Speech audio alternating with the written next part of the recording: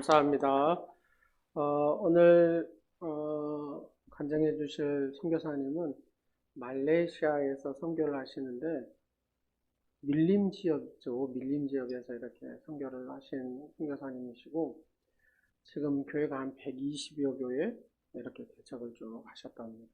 그러니까 여러분 혹시 다니엘 기도의 두 번째 날 은혜 받으셨죠? 예.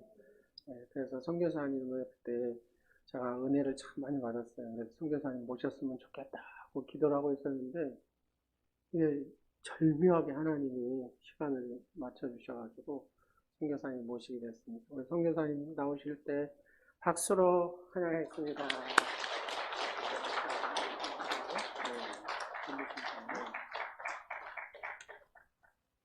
예, 감사합니다. 제가 말레이시아 인사 한번 알려드리겠습니다. 다 같이 한번 해봅시다. 아빠까바? 네, 안녕하세요. 아주 잘하셨어요. 저는 여기 오늘 처음 왔습니다. 여기 모든 분들을 다 처음 만났어요.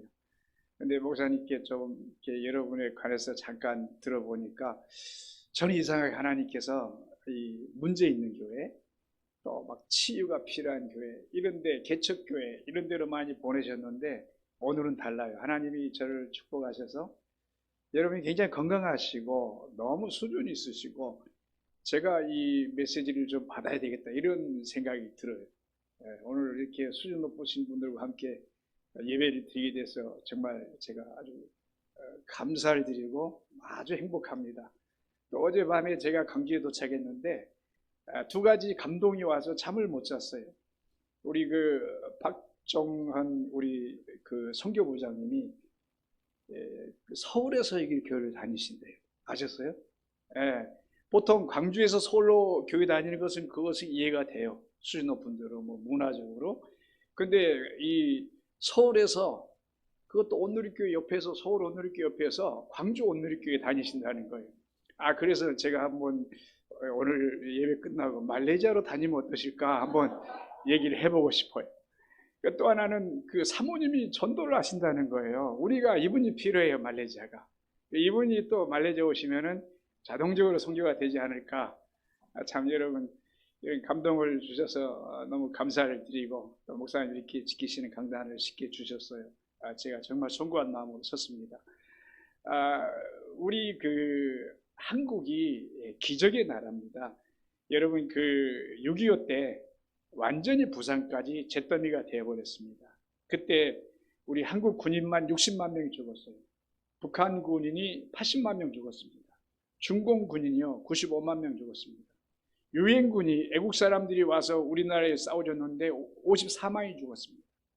엄청나게 죽은 겁니다. 그리고 또 우리 남한 민간인이 99만 명이 죽었어요. 그리고 북한 민간인이 80만 명 죽었습니다. 이거 토탈 하면 약 450만 명이 죽은 거예요. 완전히 주저앉았고 애국의 원조가 없이는 살 수 없는 나라였습니다. 그런데 여러분 세계를 깜짝 놀라게 한 게 88 올림픽입니다. 이 애국 사람들이 믿지를 못했습니다. 어떻게 니네가 올림픽을 해? 그런데 한강의 기적이라고 그 사람들이 얘기를 했어요. 88 올림픽이 끝나니까 전 세계가 한국을 오라고, 한국 사람들 들어오라고 비자를 풀어줘 버립니다. 그러면서 선교사들이 전 세계로 나가기 시작해요. 저도 이제 선교사로 나간 거고, 그래서 이제 몇몇 성공학자들이 이걸 분석을 했어요. 한국에 어떤 자원이 있는가? 도대체 이 38년 만에 세계적인 나라로, 세계 10위권의 나라로 성장할 수 있는 비결이 있을 것이다. 연구를 했습니다. 그런데 해답이 없어요. 그래서 결론을 내렸는데 이것은 하나님의 은혜다. 하나님의 은혜가 아니고는 될 수가 없다. 여러분, 그런데 이 배경을 찾아보면 영적으로 또 돌아옵니다. 그 영적인 배경이 선교사들입니다. 1832년에 최초로 독일의 구출라프라고 하는 의사가 한 달 동안 한국을 지나가요. 그러면서 선교를 했어요. 그리고 1866년에 토마스 선교사가 들어오다 죽어버립니다. 그런데도 계속 선교사들이 들어오는 거예요. 그래서 선교사들이 정착을 했는데 이 선교사들이 굉장히 수준 높은 사람들이에요. 또 젊은 사람들이 24살, 토마스 선교사는 27살이었어요. 이 사람이 죽어버린 거예요. 이 선교사님들이 참 수정 있는 분들이 오셔서 전도를 떠나셔요. 그래서 어느 선교사님이 지방에 전도를 갔습니다. 갔는데 어느 집에서 외국인을 이 귀신처럼 생겼잖아요. 이분을 영접해 준 거예요. 그리고 한국식으로 반찬을 대접해 준 거예요. 거기에 한국 사람들이 고추에 고추장을 찍어 먹지 않습니까? 음식이 다르니까 배탈이 나버린 거예요. 그러니까 선교사가 그날 밤에 그 현지인 집에 자는데 막 속이 부글부글 끓으면서 탈이 나가지고 화장실을 가야 되는데 화장실을 확인을 못 해놓은 거예요. 방에 보니까 요강이 있어요. 여기다는 큰 걸 못 하겠지? 그리고 밖에 나가 보니까 장독들이 여러 개 있습니다. 이 큰 것은 여기다 하나 보다. 근데 또 이 장독이 여러 개 있지 않습니까? 이건 개인인가 보다. 개인 것들, 작은 것은 아이 거고 중간은 또 청년 거고 나는 어른이니까 큰 거에다 봐야지 하고 봐버렸습니다. 근데 그게 된장 항아리였습니다. 이 주인이 애국인이 왔는데 내일 아침에 된장국을 끓여줘야 되겠다. 그래서 그걸 파다가 된장국을 끓인 거예요. 여러분, 우리 민족이 된장인지 똥인지도 모르고 살았던 민족이 우리 민족이에요. 정말 대단한 이 민족이지 않습니까? 그런데 하나님께서 이 민족을 쓰신 거예요. 성경은요, 개인을 부르셔요. 아브라함아. 그 다음에 민족을 사용하셔요. 우리 한민족을 부르신 거예요. 그래서 이제 선교사로 하나님께서 세계 170개국 27,000명의 선교사를 보내신 거예요. 저는 이제 말레이시아로 갔는데 정글을 올라가요. 그런데 초창기에 제가 광주 사람들 굉장히 좋아합니다. 지산동에 있는 어느 교회가 제 후배 목사인데 청년들을 데리고 단기 선교를 왔어요. 이 목사인데 이 목사님, 우리 깊은 곳에 한번 들어가서 복음을 전하자. 그러면서 이제 정글을 들어갑니다. 근데 정글에는 거머리가 굉장히 많습니다. 이 이파리에 붙어서 이슬을 빨아먹고 사는데 실처럼 가늘게 생겼어요. 근데 이게 허리를 굽혀서 점프를 하면 7m까지 날아갑니다. 툭 튕겨 나갑니다. 피 냄새를 맡아요. 그런데 이 거머리가 아주 지능이 있어요. 맨 뒤에 가는 사람에게 딱 붙습니다. 앞에 가면요, 뒷사람 뛰어버리지 않습니까? 저는 절대로 뒤에 안 갑니다. 근데 우리 이 목사님이, 야, 청년들 앞에서 내가 맨 뒤에 갈게 하고 맨 뒤에 와. 피 볼 텐데 내가 그러면서 가는데 아니나 다를까 한참을 걸어가는데 선교사님 피가 납니다 그래요. 내 방이 물린 거예요. 타고 들어가서 여기서 피가 나는데 지혈이 잘 안 됩니다. 전쟁터에 총 맞은 것 같습니다. 거기서 겨우 뒤에 가니까 피를 먹어요. 그래서 저는 어디 가면요 절대 뒤에 안 앉습니다. 어디 세미나를 가도 항상 앞에 앉아요. 그리고 한참 더 가면 돼지가 새끼를 낳아서 병아리 따라가듯이 쭉 따라갑니다. 그럼 내가 쫓아가서 맨 뒤에 가면 뒤따라잡아서 살짝 내리면 기절합니다. 맨 뒤에 가니까 죽더라고요. 그래서 이제 도착하면요, 얼마나 예쁜 아이들이 있는지요. 구릿빛 피부 아십니까, 여러분? 구릿빛 피부가 반짝반짝 광이 납니다. 원주민 아이들이 그렇게 예뻐요. 그리고 눈이 쌍꺼풀이 커가지고 황소만 해요. 또 눈썹이 쫙 나오죠. 깜박하면 깜짝 놀랍니다. 막 바꾸고 싶은 거예요. 그런데 이 아이들에게 너 정말 예쁘다면 아니라고 그래요. 왜요? 이들의 미의 기준은 피부 색깔입니다. 나이, 주름살 아무런 상관없고 피부만 하얗면 다 미남, 미녀입니다. 그래서 권사님들 상관없어요. 오시면 제일 미녀고 제가 항상 거기서 제일 미남이에요. 저보다 미남 없습니다. 그런데 이들이 평균 수명이 40이에요. 그래서 제가 가서 35살에 갔는데 하나님 저 40까지는 살게 해주세요. 기도를 제목이었어요. 그래서 40을 사니까 그렇게 행복했어요. 평균 넘었다. 그래서 제가 60까지 살게 해주세요. 이 기도 제목이었어요. 그런데 이 18개 부족이 사는데 산을 넘어가면 바다가 나옵니다. 거기에 마메리 부족이 삽니다. 거기에 가는데 이 바다에서 고동을 잡아줍니다. 그러면 그 고동이 그렇게 맛있어요. 여러분, 그 전복보다 훨씬 맛있습니다. 왜냐하면요, 나중에 알았는데 그 사람들은 사람이 죽으면은 천하 대장부, 지하 여장군 있지 않습니까? 그렇게 조각을 해요. 나무를 잘라서 사람 얼굴을 그려요. 그리고 시체를 묶어요. 그리고 바다에 빠뜨려요. 그러면 그 나무가 저승으로 데리고 간다고 믿어요. 그렇게 장례식을 합니다. 그러면 그걸 빠지면요, 이 바다의 고동들이 사람 시체에 붙어가지고 그걸 다 뜯어먹는 거예요. 그 고동을 제가 먹은 거예요. 그렇게 맛있습니다. 그거 한번 맛들려 놓으면 다른 고동 못 먹습니다.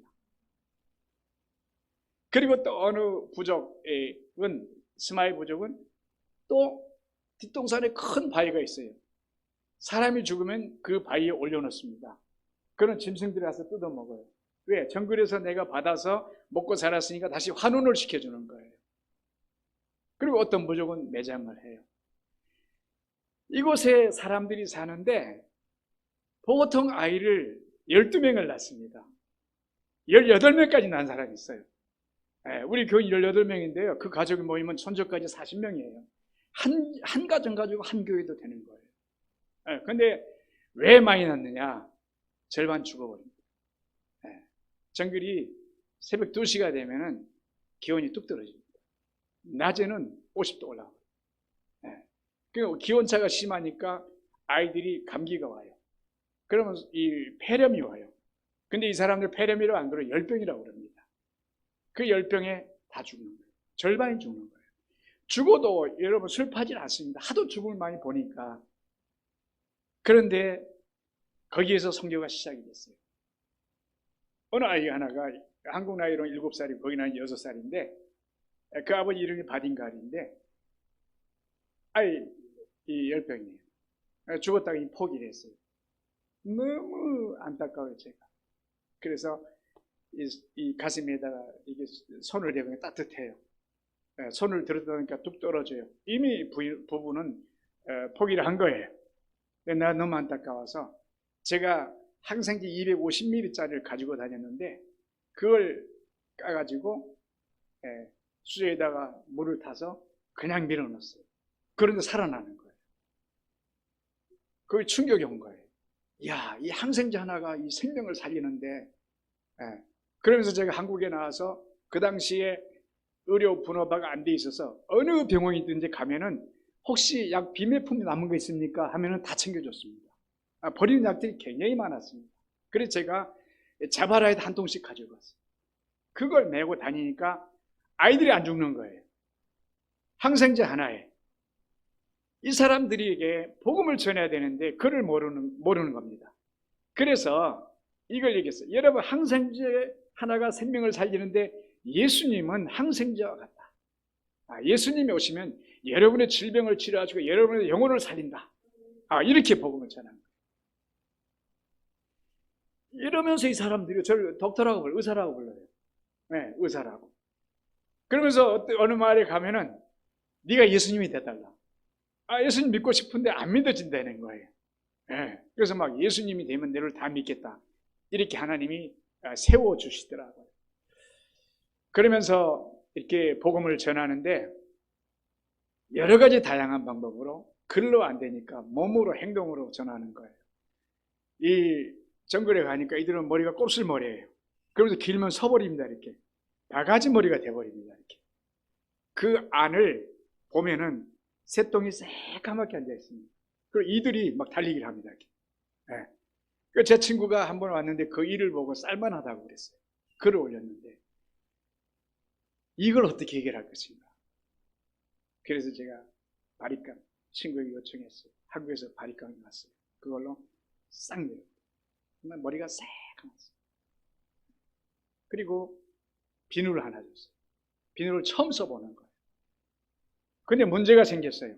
비누가 이런 딸기 향 많이 나지 않습니까? 이걸 먹어버린 거예요. 과자인 줄 알고. 거기에 또 우리 딸도 함유를 한 거예요. 우리 딸도 그걸 같이 먹은 거예요. 그래서 비누도 줄 수가 없어요. 그래서 제가 비누를 가지고 있고 이걸 머리를 밀고 제가 가서 강에 가서 비누를 발라주면은 벗금 내고 이 때를 빼내는 거예요. 그런데 머리를 자르다 보니까 이제 지혜가 생겨요. 그냥 깎아주면 안 되겠다. 예, 절반만 딱 깎아요. 이쪽만.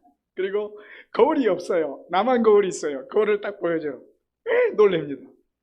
그러면 너 예배 올래 안 올래? 오면은 이거 잘라주고 안 오면 놔두겠다. 깜짝 놀랍니다. 그래서 오겠다 그래요. 예, 나머지 또 밀어줘요. 이렇게 또 선교가 재밌게 되더라고요. 근데 이들이 착해가지고 한 번 약속한 건 다 옵니다. 다 와요. 또 아주 많이 모입니다. 맨땅 예배죠. 맨땅에 수북히 모입니다. 예, 이렇게 선교를 했어요. 이 몸으로 행동을 하는데 이들이 배고프다는 거예요. 그래서 또 하나님 지혜 주셔요. 망고나무를 심어줬어요. 망고나무를 한 가정당 5그루를 줘서 집 주변에 심어라. 그 망고 따먹어라. 그리고 또 시간이 가니까 이제 문명이 발달된 거예요. 우리가 물이 문제라는 거예요. 강물을 마시는데 늘 설사를 해요. 그래서 우물을 파달라는 거예요. 그래서 우물을 파줬어요. 그러니까 우물을 먹으면서 또 선교가 되는 거예요. 또 우물을 먹고 사는데 밤이 너무 깜깜해요. 아주 흑암이에요. 그래서 좀 어떻게 불을 밝힐 수가 없냐. 솔라를 해줬어요. 그러니까 솔라가 들어오니까 여러분 세상이 바뀌어버립니다. 여러분 불이 바뀌니까 세상이 바뀌더라고요. 그러면서 하나하나 이 발전해 나가는데 얼마나 행복하겠습니까? 사람들이 저한테 고생했다는데 아니에요 여러분. 무슨 고생이에요? 한국이 고생이지 거기는 너무너무 행복한 거예요. 근데 그 가운데서 제일 불행한 사람 저예요. 그 사람들은요 내일의 염려가 없어요. 근데 나는 내일 염려하고 있는 거예요. 그렇게 이 사람들하고 사는데 행복했어요. 이렇게 이제 복음을 쭉 이제 전해 가는데 문제가 생겼어요. 무엇이냐면은 제가 너무 모기가 힘드네요. 모기. 왜냐면요 모기가 한 방 물리면은 피가 나게 가려워요. 다른 건 다 내가 말라리아도 걸리고 말라리아도 이기고 다 이기는데 모기는 내가 무서워. 이 작은 것에 사람이 걸리더라고요. 그래서 모기장을 구해서 우리 아이들 가운데 놓고 저희 아내 여기 자고 제가 곁에 자요. 그러면은 이 모기장에 피부가 닿으면 여기를 쫓아버립니다. 네. 그리고 저희 집사람과 제 딸이 얼마나 긁었는지 수박씩 거기 붙어 있는 거예요.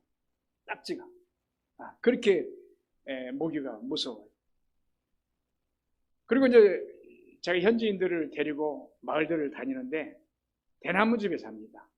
제가 항상 가운데 자고 현지인이 양쪽에 자면은 이들이 그렇게 코 고는 사람은 제가 못 봤어요. 땡크 소리가 납니다.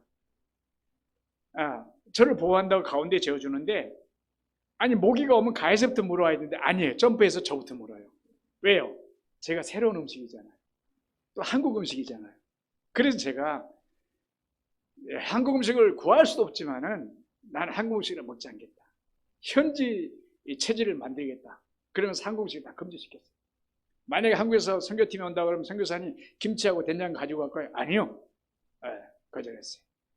왜요? 그래 다 어디 필리핀 가져라고 그러던데요. 아니 그게 바로 식품이라 그게 만약에 비행기 터져버리면 비행기 폭파돼 버립니다. 안 됩니다. 제가 막 이러면서 거절해가지고 어느 날 한국 나와서 병원을 갔는데 의사 선생님이 이상하다는 거예요. 아니 한국 사람 체질이 아니라는 거예요. 그때 제가 굉장히 행복했어요. 야 현지 체질이 됐구나.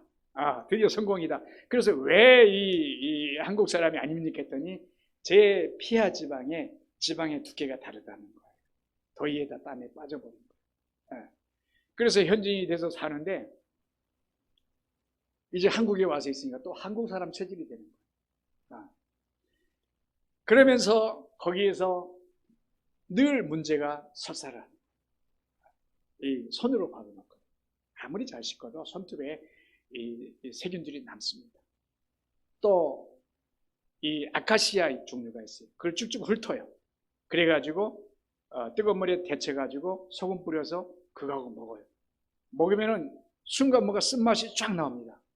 이 벌레가 그 아카시아 나무를 똘똘 말고 있는 거예요. 그게 모르고 먹으면 굉장히 보약이랍니다. 그거 먹죠. 또 강물 마시죠. 늘 설사를 하는데 제가 7년째 암에 걸렸어요. 근데 한국에 병원에 갔는데 수술 불가라는 거예요. 메인 암이 14cm예요. 이미 늦었어요.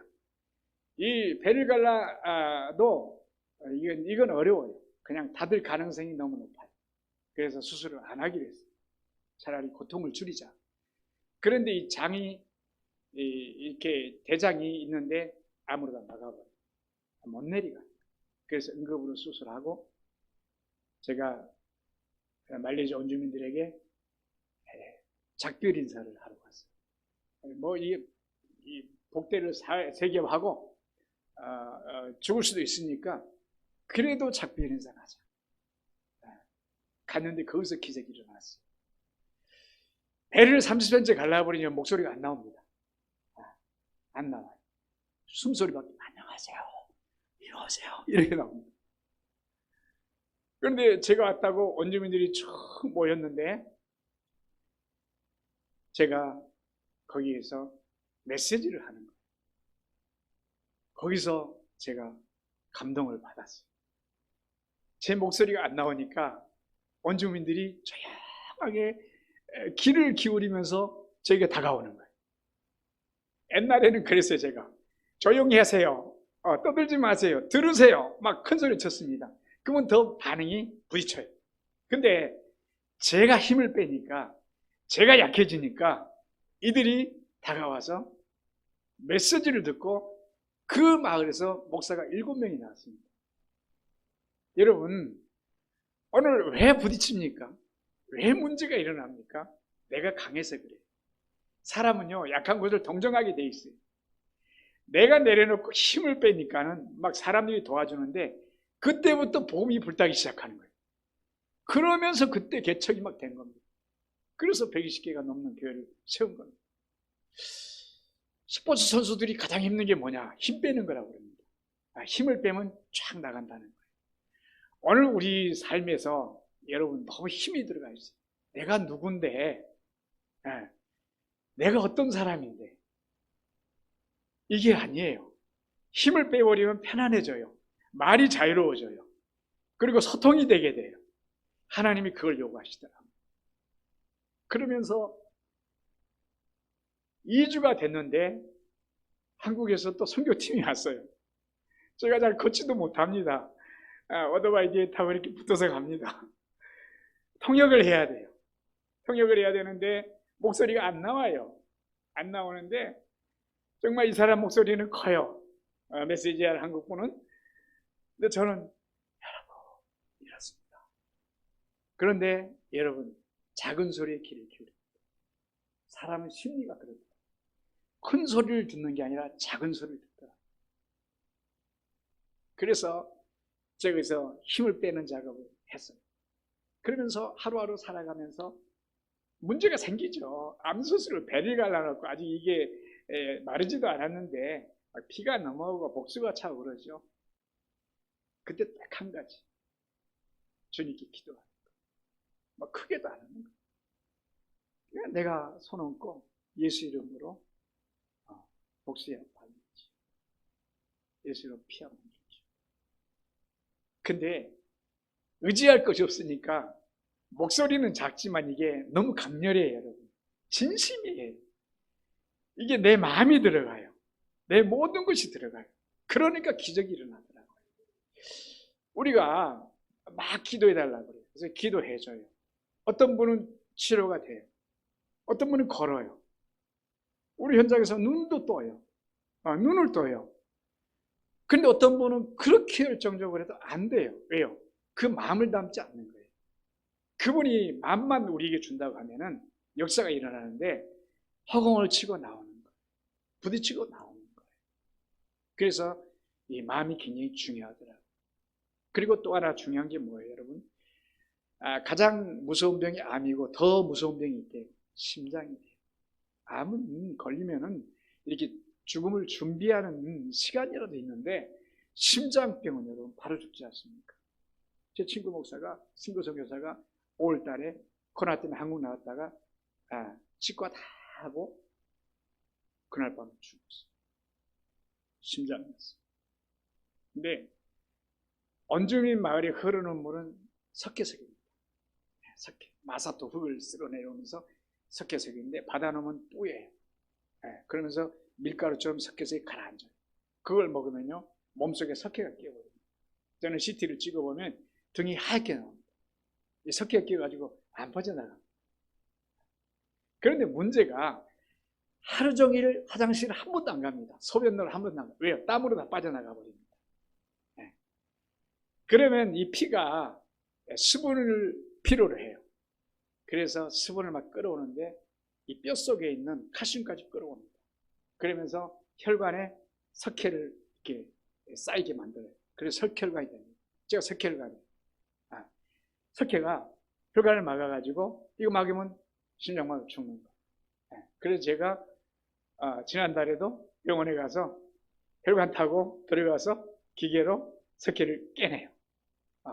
참 너무너무 이 과학이 발달돼서 이게 쫙 깨고 쫙 빼냅니다. 그래서 또 살아요. 그 막히면 너무 아프거든요. 등이 막 등 좀 때려주세요. 때려도 안 시원하거든요. 가슴이 너무 아프거든요. 심혈관 여러분 아시죠? 그 막히면 죽는 건 석회가 끼어서 깨내는 거. 이런 우리가 이제 상황인데 이런 현지에서 선교를 하는데 주님께서 역사를 해주지 않으면 도저히 이 복음의 선교는 할 수가 없습니다. 다리를 부러뜨리셨어요. 제 다리가 부러지니까 자른다는 거예요. 끌어지고 10일 동안 더 원주민 마을에 가서 집회를 했거든요. 속이 썩었어요. 제가 암에 걸렸을 때는 솔직히 뭐 그렇게 긴장 안 했습니다. 아직껏 낫지 싸워보지 이런 용기가 생기더라고요. 근데 다리를 자른다니까요. 제가 살면서 가장 큰 겁이 몰려오더라고요. 암은 뭐 수술하고 회복되면 아프지는 않습니다. 통증은 없는데 다리는 통증이 있어요. 여러분, 암이 더 중병입니까? 다리가 더 중병입니까? 암이. 근데 사람들은 작은 통증에 반응을 하더라고요. 우리 삶이 그래요. 영혼의 일도 그래요. 영혼의 일은 뭐 죽지 않는 거니까 별로 반응하지 않습니다. 근데 영혼의 일이 중요합니다. 작은 일에 아픈 것에 또 외관에 또 관계에 우리가 반응하지만 그게 아니에요. 다리가 아프니까 얼마나 내가 반응을 하는지. 근데 또 다리를 기적적으로 살려냈죠. 여러분, 이게 회복의 은혜고 치유의 은혜입니다. 이 하나님께서 우리에게 놀라운 그 능력을 주셨는데 권능이라는 거예요. 권능이라는 거예요. 예수님이 선교사셨어요. 선교사와 목사는 차이가 있습니다. 선교사는 오늘 본문 읽으셨듯이 도시와 마을에 두루 이 마을에 가서 교회 세우고 복음 전하고 떠나요. 이 마을에 가서 교회 세우고 현지인 세우고 떠나요. 이게 선교사예요. 정착을 하는 게 목회자예요. 목회자는 이 강단에서 양육을 해서 선교사를 보내고 후원을 해요. 다릅니다. 근데 예수님이 한 교회를 지키신 게 아니라 다니셨으니까 선교사셨어요. 그걸 해당해서 가르치셨어요. 안 되니까 저도 몸으로 가르쳤어요. 그리고 복음 전도, 천국 복음을 전파하시고, 그리고 모든 약한 것을 고치시고, 여기서 제가 말씀을 잡습니다. 그래, 다리가 부러져도 주님이 고치신다 했는데, 그러면서 제가 믿음으로 이 마음속으로 먼저 세워놓은 거예요. 그걸 마음이 세워지니까 육신이 세워지더라고요. 그래서 이제 이 권능으로 제가 이제 싸워 나가는데, 주님이 12제자를 부르사 권능을 주시리라 그랬잖아요. 오늘 여러분 부른 이유가 있습니다. 권능을 주시려고 했는데 사람들은 이 하늘에서 불이 떨어지고 막 이런 걸 권능이라고 생각해요. 그렇지 않아요. 제가 해보니까 작은 권능, 피, 복수, 다리, 여기에 주님의 권능이 들어가니까 회복이 돼요. 살아나요. 소생한 역사가 있어요. 제가 지난주에 어느 유치원에 가서 이렇게 예배 인도를 해주고 왔습니다. 그런데 끝나고 원장님께서 저희에게 식사 대접을 하는데, 식사 대접하면서 그 얘기를 하셔요. 선교사님, 600명의 원생인데 거기에 보살의 자녀가 있습니다. 근데 이 보살의 자녀를 맡은 선생님이 눈을 마주치면은 뚝 뒤로 놀라서 떨어져서 허리를 다쳤습니다. 그래서 이 원장님이 예수를 믿으니까 사탄아 물러가라 해가지고 잠잠해졌습니다. 이 얘기를 하시더라고요.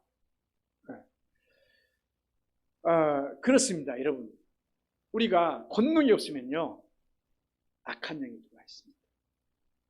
권능이 있으면요, 악한 영이 못 들어옵니다. 그 권능은 바로 예수 그리스도입니다. 그 자체가 권능이에요. 우리는 다 예수님 영접했기 때문에 예수님이 계신 거예요. 그래서 못 들어오는 거예요. 저희가 한국에서 오면은요, 이렇게 선교지 가면은 이 팀이 영성이 있냐 없냐를 다 합니다. 왜냐하면 말이죠, 문화 선교팀이 오면요, 예배를 드려도 귀신이 절적 발작을 안 해요.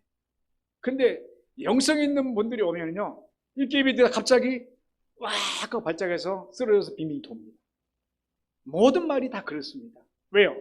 거기는 무당이 지배하기 때문에 그 무당의 밑에서 귀신들이 역사하는 거예요. 저도 이게 싫어요. 근데 귀신 들어오면 쫓아내야 됩니다. 쫓아내야 되는데 한국 사람들은 다 예수님을 영접했기 때문에 들어오지 않습니다. 현지인들은 들어옵니다. 그런데 지금까지 전라북도 익산에 산 교회에서 왔는데 갑자기 청년 하나가 귀신이 들었어요. 이게 뭐지? 그리고 자기 입술을 다시 깨물어, 이빨로 깨물어 피가 막 폭발적으로 나오는 거예요. 그래서 수건도 물려놨어요. 그리고 예수로 나가 하고 쫓아냈어요. 쫓아내고 울면서 자기가 얘기하는데, 이 아이는 예수를 안 믿는 아이예요. 축구를 너무 좋아해서 교회를 안 다니고 축구만 줄라 하는데 친구들이 해외 여행 간다니까 따라온 아이예요. 예수님이 없는 깡통이에요. 그러니까 돌아버린 겁니다. 그래가지고 이 아이가 거기서 예수님을 영접하고 한국에 돌아와서 새벽기도, 수요기도, 철야, 전 예배를 다 나옵니다. 그런데 또 축구 친구들이 불러냅니다. 그래서 또 돌아가 버렸습니다. 여러분, 신앙을 한 번 우리가 영접하는 것이 아니고 신앙은 죽을 때까지 가는 줄다리기 싸움이에요. 그래서 이제 이 친구가 그냥 또 돌아갔는데 또 귀신이 또 들어옵니다. 한 번 들어온 집은 통로가 있습니다. 그래서 영적으로 괴롭혀서 혼란한 삶을. 오늘 저희는 예수님을 끝까지 모시고 있다면 그게 바로 권능의 사람들이 되는 거예요. 저희 우르부르라는 말이 있는데 맛 아네스라는 친구가 있습니다. 등치가 굉장히 큽니다. 아주 크고. 근데 이 친구는 성격이 아주 개팍해요. 그리고 예수 믿는 걸 아주 싫어해요. 제가 강주 사람들을 좋아하는데 강주에서 선교팀이 왔어요. 아주 깡다구가 있어요. 말부터가 아따매 뭐 그런단가 빨리빨리 하란께 뭐 타란께 괜찮단께 뭐 이러지 않습니까? 이분들은 2주 왔는데 어느 한 자매가 성학을 하는 자매인데 아무것도 안 먹고도 2주를 버텨요. 냄새나서 못 먹겠대. 그러면서도 아주 찬양하면서 버텨요. 이게 전라도 사람들이에요. 영성이 대단합니다. 근데 우리가 이제 막 가서 일찍 가서 30명 들어간 조그만 교회입니다. 거기에서 막 찬양을 하고 그러니까 오님들 할 일 없으니까 미리 예배 시간 안에 와서 꽉 찼어요. 그러니까 막 마을이 소란스럽고 시끄러우니까 이 말 안에서 몽둥이를 들고 이것들이 우리 마을에서 지금 뭐 하는 거냐고 들고 오는 거예요. 근데 우리 자매들이 하얀 티셔츠를 입고 안 내렸었어요. 한국에서 온 자매들이. 예. 그래가지고 막 급해서 교회 뛰어오는 줄 알고 어서오세요 하니까는 이 친구가 깜짝 놀란 겁니다. 이렇게 예쁜 여자를 본 적이 없거든요. 하얀 얼굴에 하얀 티셔츠에 너무 예쁜 거예요. 정적이 흐르는 거예요. 그런데 그 가운데 남자 청년이 있는데 공익근무할 때 서울에서 여러분 그 지하철 아침에 출근 시간에 밀어넣는 푸시맨을 한 거예요. 그래가지고 이 친구를 잡고 이미 교회가 차서 들어가지도 못하고 다 서서 있어요. 근데 이 친구를 푸시맨이 밀어넣은 거예요. 밀으니까 땀에 미끄러우니까 쭉쭉쭉 해서 가운데 들어간 거예요. 그리고 찬양을 막 서서 앉지도 못하고 하는데 막 뛰면서 찬양을 해요. 열기가 굉장합니다. 근데 마다네스가 지금 뭐에 홀린 것처럼 막 뛰면서 찬양하는데 방언이 터진 거예요, 거기서. 그러니까 결론은 목사님이 됐습니다. 이게 권능이라니까요. 여러분, 미모도 권능이에요. 하나님이 이 미모를 통해서 정지를 시키고 감정을 시켜버린 거예요. 그러면서 또 푸시면이 왜 거기서 나옵니까? 또 밀어넣게 되고. 신앙생활은 이렇게 하는 거예요. 이 권능이에요. 그래서 이제 저희들이 엄청난 이 복음의 역사를 일으키고 가는데, 제가 오늘 훈련을 좀 여러분들에게 시켜드리려고 생각을 해요. 많은 사람들이 그렇게 얘기합니다. 선교사님, 왜 하나님을 하는데 암에 걸립니까? 제가 다음 주에 기독교 방송에 나오는데 암에 대해서 얘기하는 게 12일 날 나옵니다. 12일에서. 왜 다리가 부러집니까? 왜 혈관이 막혔다 이렇게 막 생사를 앞두고 있습니까? 여러분, 예수님의 12제자가 있는데요. 한 사람 빼고 다 목이 잘려 죽고요. 톱으로 몸통이 잘려 죽었어요. 이럴 수가 있습니까? 사도 요한 혼자 살았는데 그 사람도 가마솥에 들어갔다 나온 사람이고, 계시록을 아직 기록을 못해서 그거 기록하려고 사명이 있기 때문에 반모섬으로 살려준 거예요. 우리 사명자는요, 복음과 함께 고난당하고 죽는 사람들, 화려한 옷을 입은 사람들은 왕궁에 있는 거예요. 오늘 예수를 믿으면서 내가 이 사역의 길을 가면서, 리더의 길을 가면서 화려함이 나에게 있을 것이다, 아니에요. 고난이 있을 것이다, 이게 정답이에요. 그래야 여러분이 신앙의 길에 머물게 돼요. 고난이 없잖아요. 다 나가게 돼 있어요. 더 편하게 돼 있어요. 복음은 여러분 고난입니다.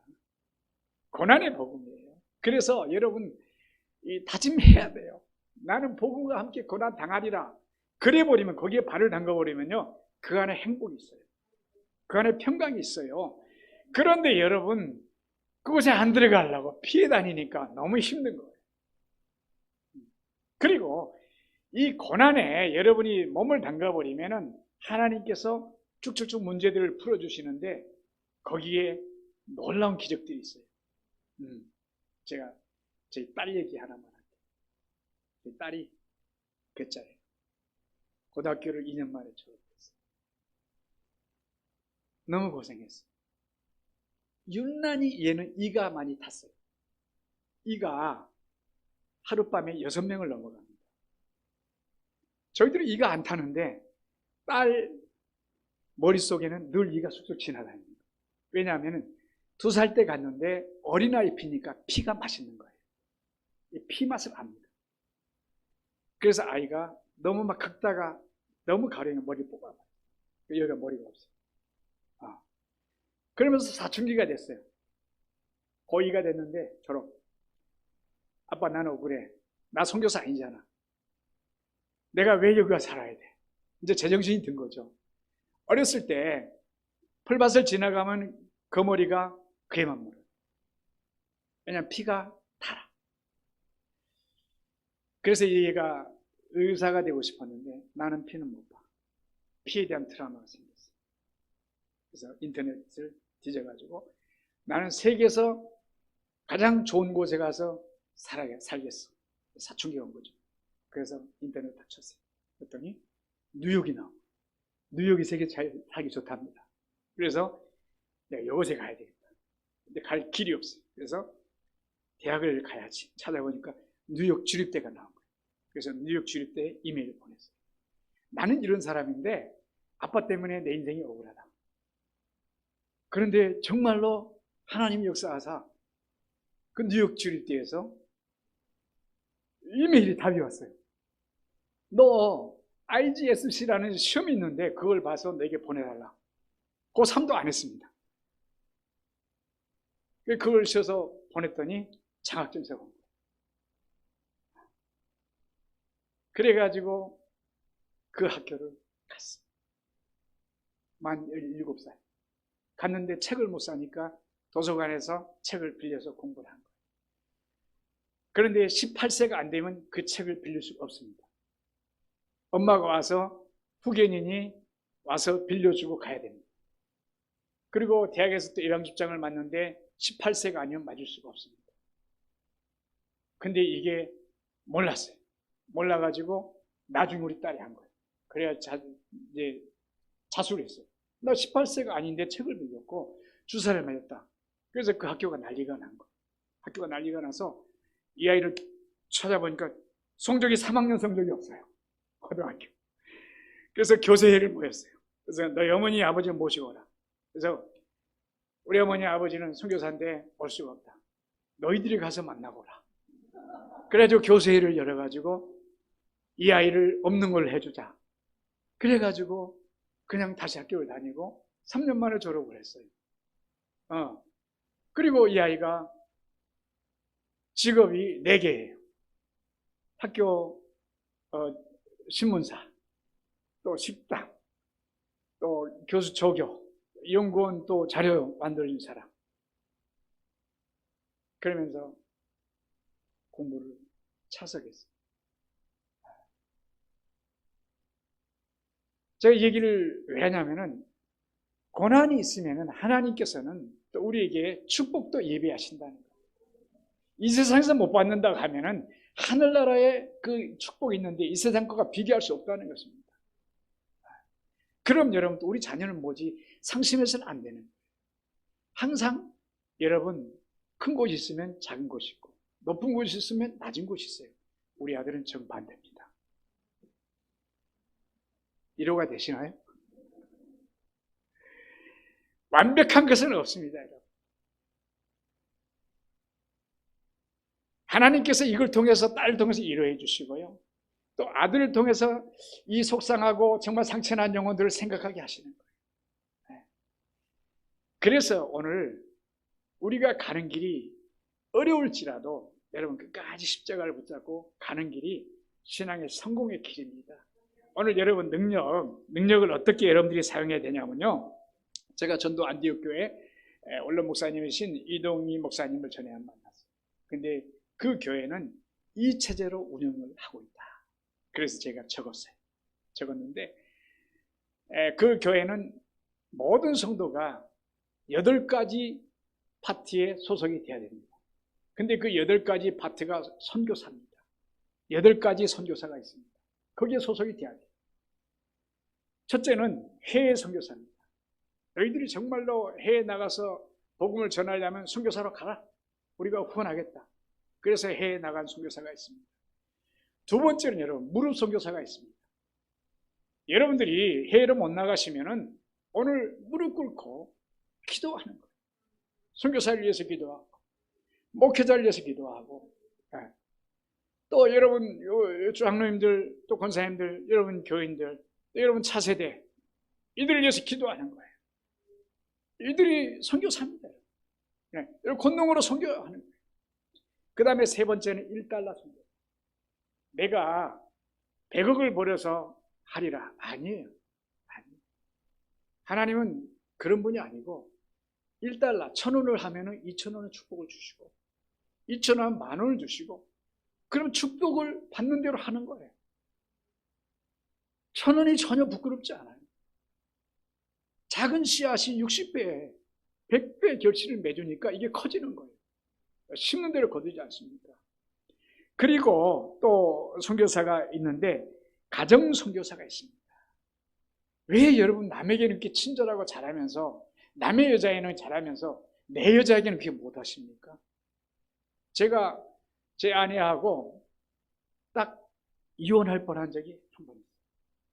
제가 운전을 가르쳤어요. 운전을 가르치는데 코너를 이렇게 돌아야 되는데 버드나무 가지가 축 쳐져 있는데 그걸 보면서도 직진해서 가는 거예요. 아니 그것도 못해? 눈 있잖아. 이렇게 피해서 가야지. 내가 그런 거예요. 그러니까 저 순둥이 제 아내가 딱 사이드 브레이크를 잡더니 나 아내 당신이 하고 차를 세고 가버리는 거예요. 이혼할 뻔했어요. 그런데도 제가 다른 여자를 가리키면서 뭐라고 그러는지 아세요, 여러분? 괜찮아요. 다 그렇게 하는 거예요. 이렇게 자비로워요. 이건 아니죠. 반대가 돼야 정상이지요. 그렇죠, 여러분? 남자분들 각성해야 됩니다. 또 아내분들, 여러분, 내 남편 그렇게 최선을 다해서 왕처럼 섬기면요, 왕비처럼 여러분 대접받습니다. 여러분, 권능을 갖고 계신 분들이 여러분 가정에 쏟아야 돼요. 여러분 자녀들에게도 쏟아야 돼요. 남의 자식 부러워할 게 아니라 내 자식에게 투자하는 거예요. 이 자녀는 하나님께서 은혜를 몇 대까지 주신다고 그랬어요? 1000대까지. 네. 옛날에 부자들 3대 못 간다고 그래요. 세상 보고 3대예요. 그러나 하나님하고 1000대지 않습니까? 이 1000대를 내리게 하려면 자녀에게 투자해야 돼요. 우리 울루 깜파라고 있어요. 거기는 학교까지 가려면 4시간이에요, 걸어서. 근데 9시에 시작해도 여기서 가려면 최소한 새벽에 5시 전에 나가야 돼요. 근데 제가 학교를 보내자. 학교 안 보내면 너네 소망이 없다. 근데 전부 반대했어요. 거기는 호랑이가 약 250마리 추정되는데 너희 죽으면 어떡할래? 저에게 막 반기를 드는 거예요. 내가 죽으면 내가 책임지겠어. 단 이렇게만 해봐. 학교 보내기 전에 반드시 5분 아이의 손을 얹고 아이 머리를 잡고 기도해라. 그래도 죽으면 제가 책임지겠다. 48명이 나왔어요. 그래서 아이들이 48명이 모여서 가는데 어느 호랑이가 나옵니까? 혼자 가면 나오지만은 뭉쳐서 가면 절대 덤비지 못합니다. 그래서 말레이시아 최초, 원주민 최초 은행원이 나왔습니다. 요리사가 나왔습니다. 학교 선생님이 나왔습니다. 이게 가정선교사. 여러분 자녀들 학교 가기 전에 손을 놓고 기도해 주세요. 지금은 모르지만 시간이 지나면 엄청난 차이가 납니다. 이게 가정선교사예요. 그리고 5번째가 이웃선교사입니다. 여러분 이웃 잘 만나야 돼요. 제가 지금 머물고 있는 집에 이웃을 잘못 만났어요. 교회패도 달려있어요. 인사를 안 받아요. 네, 그 가족이 다 그래요. 너무 불편해요. 그래서 그 교회가 어떤 교회인가 찾아보니까 제 후배가 목회하는 교회예요. 제가 전화번호도 가지고 있어요. 그래서 전화해가지고 목사님 이웃과 함께 좀 잘 지내라고 설교 좀 해주세요. 이렇게 하고 싶어요. 그런데 어느 날 이사를 보내버리신 거예요. 그리고 새로운 분이 오셨는데 떡을 해가지고 가져오신 거예요. 여러분 이웃 잘 만나야 합니다. 모든 이웃들이 여러분과 친하고 지내고 싶어요. 또 마음을 통하고 싶어요. 근데 나는 그러고 싶은데 저 사람은 아니겠지 이렇게 생각을 합니다. 아닙니다. 저 사람은 똑같습니다.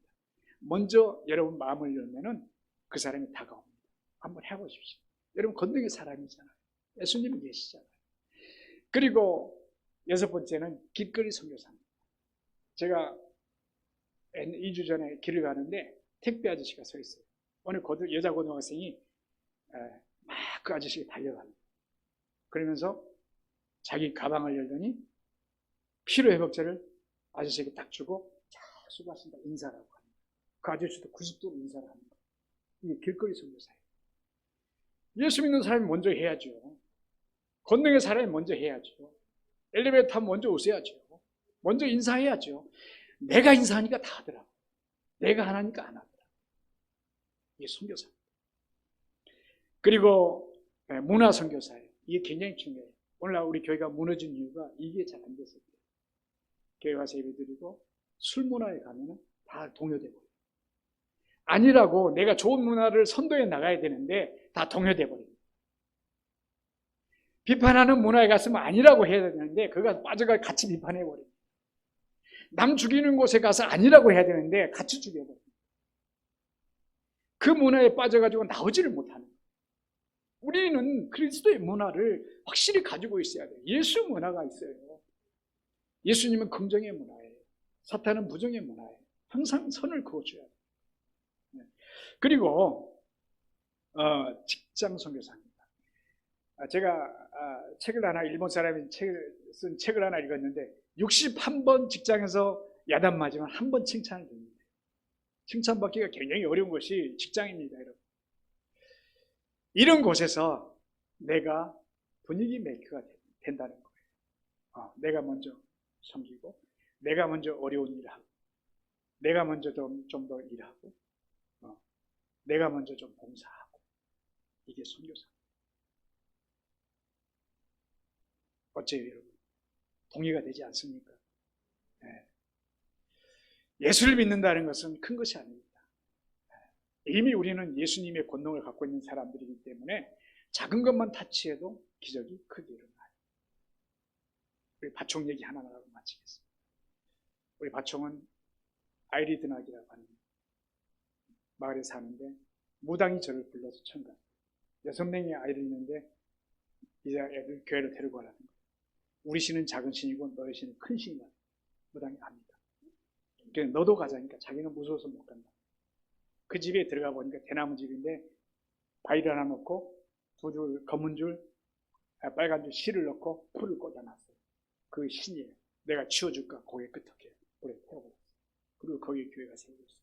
전라도 장성의 어떤 27살 먹은 청년이 교통사고로 죽었는데 죽고 나니까 700만 원이 나왔어요. 어느 선교사님은 후원해줬어요. 그 선교사님이 교회를 칠 데가 없어서 저에게 준 거예요. 그래서 거기다 교회를 지었어요. 그 땅을 준 사람이 바총이에요. 그 아들이 리준인데 제가 신학생을 뽑을 때 목소리가 작으면 뽑지 않습니다. 왜냐하면 마이크가 당시 없으니까 목소리가 들리질 않아요. 목소리가 너무 적어요. 그래서 내가 탈락을 시키면 또 오고 또 오고. 그래서 지금은 우리 전체 우리로 하면 노예 같은 노예장이 됐습니다. 결론은. 그리 약한 자를 하나님이 사용하시더라고요. 그 아버지 바총이 장님이에요. 장님. 땅을 내놓고 매주 토요일날 제가 가는데 저 오는 것만 기다리고 있어요. 낙이 없어요. 그리고 집 밖에 멀리 나오보지 못합니다. 파스타 바겠다니까 파스타 막 했는데 순간 막 달려가는 거예요. 아니 안 보이신 분이 왜 달려가지? 잡아 그 가족들이 그러면 눈이 떠진 거예요. 저는 현장에서 봤습니다. 여러분 오늘 주님의 역사는 무한대예요. 성경에 있는 것은 이루어져요. 이게 문서고 보증서예요. 네. 그래서 오늘 여러분 어떤 어려움이 있습니까? 신앙의 갈림길에 서 있습니까? 저는 한마디만 드리고 싶어요. 여러분은 예수님의 권능의 사람들이다. 네, 다 승리하시길 바라겠습니다. 기도하겠습니다. 하나님 아버지, 오늘 어떠한 마음으로 이곳에 왔습니까? 마음이 아픕니까? 포기하고 싶습니까? 주님 이 시간 오른손으로 그 영혼을 붙잡아 주시고 일으켜 세워주시고 오늘 새 출발하는 역사를 주시옵소서. 또 하나님 아버지 육신이 약하고 어렵습니까? 정말 고통 중에 있습니까? 만져주시고 통증을 제하여 주시고 하나님께서 새 건강으로 소생시켜 주시옵소서. 이 재단을 통해서 주님 역사하여 주시고 하나님 은혜가 흘러가게 하시고 목사님 목에 기름지게 하시고 모든 영역이 정말로 풍요롭고 기름진 삶이 되게 하여 주옵소서. 이 재단에 하나님 태중에 있는 아이까지 주의 은혜로 다 윤택하게 하여 주옵소서. 우리는 예수님의 권능을 받은 사람들입니다. 승리할 줄로 믿습니다. 역사하여 주옵소서. 예수님의 이름으로 기도하옵나이다. 아멘. 제가 사진 한 번만 보여드리겠습니다. 죄송합니다. 제가 살아가는 나라고요.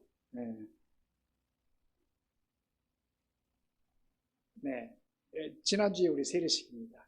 현지인들이 세례를 주고 있고요. 제가 좋아하는 원숭이 통구입니다. 굼벵이 단백질이죠. 제가 굼벵이 먹는 건데요. 쥐입니다. 굉장히 크죠. 저렇게 대나무집 짓고 살고요. 아내는 온놈이에요. 같이 3대가 살아요. 이렇게 원주민들이 많이 살아요. 한 가족이. 우리 아이들, 딸과 아들 이렇게 초창기에 가서 촌장집이 제일 좋은 집이죠. 맨 땅에서 이렇게 예배드리고 여기 복음을 기다리고 있고요. 이 촌장 예수를 안 믿는데 결국은 영접을 시켰어요. 그리고 교회를 세웠어요. 무당인데 처음으로 그 마을에서 예수를 믿은 사람이에요. 남자 무당입니다. 이름이 파제로입니다. 우리 신학생들입니다. 맨 땅에서 이렇게 예배를 드립니다. 저게 포슬림이라는 건데 뜨미아 부족, 굉장히 강한 부족이죠.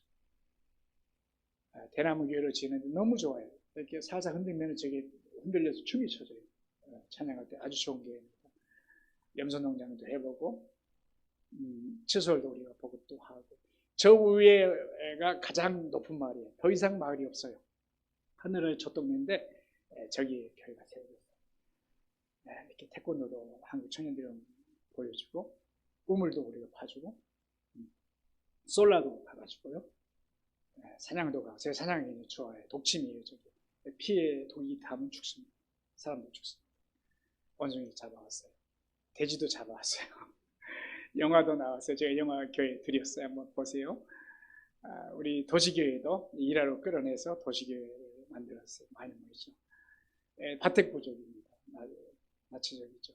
뜨미아 부족, 스마일 부족, 말레이 부족, 부족들이 굉장히 많습니다. 세례식을 물에 가서, 말레이시아 전 교회는 통일을 했어요. 그냥 물에 가서 침례를 주자. 장로교도 다 그렇게 줍니다. 저 말 새로 찾았는데 가다가 그물에 한번 밀었어요. 이게 100번째 교회입니다. 이게 성탄 추리도 우리도 처음으로 한 거죠. 원주민들이 처음 추리 본 거예요. 쌀도 보급하고요. 저게 독일 선교사가 이제 지어져서 무너진 교회인데 제가 다시 지었어요. 101번째 교회, 예배대로 이렇게 짓죠. 인도네시아에 제가 왔다 갔다 타고, 이분도 우리가 수술해 줬어요. 피부병이 굉장히 많고 성교병원을 우리가 만들었어요. 성교병원. 현지 병원을 준 거예요, 저희가 성교병원으로. 그래서 성교병원을 제가 쓰고 있어요. 앰뷸런스도 주고 현지인이 학교도 하고 있어요. 해교권이죠. 크리스천 학교 하고 있습니다. 장교도 하고, 아침 난민학교도 유엔 난민학교도 하고 있어요. 미국에 보내죠. 교육에서 원주민 마을에 학교 못 가는 학교 하고요. 미용사 아까 보이지 않습니까? 저도 밀어버립니다. 망고나무도 심고, 학교도 학교 없는 데는 학교 보내기도 하고, 신학교 저 건물을 현지인이 지어준 거예요. 중국 사람이 저를 지어서 쓰라고 준 신학교입니다. 저걸 무료로 지어준 거죠.